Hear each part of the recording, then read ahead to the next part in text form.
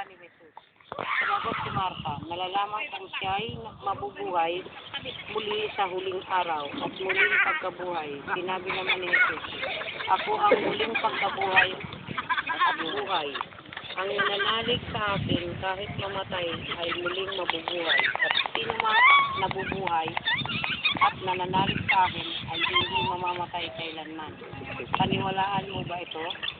Opo, Panginoon, sagot niya. Nanalig ako sa inyo. Kayo po ang anak ng Diyos, ang Mesiyas na inaasahang paparito sa kanlibutan.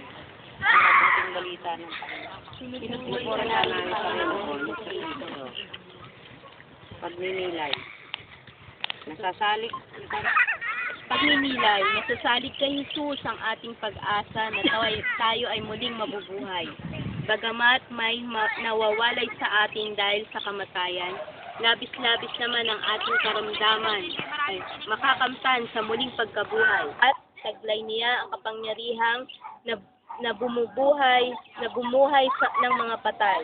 Si Jesus ang buhay at ang muling pagkabuhay na dapat nating kilalanin, tanggapin, mahalin at paglingkuran.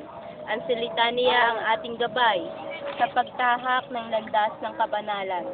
Sa ating tagapagligtas, tayo ay manalig at ang buhay natin sa Kanya ay isalig. Siya ang tanging pag-asa natin, mga nabubuhay pa, at ang ating mga minamahal na nahihimlay na. Sumama at tagahagin. Tumulog tayo sa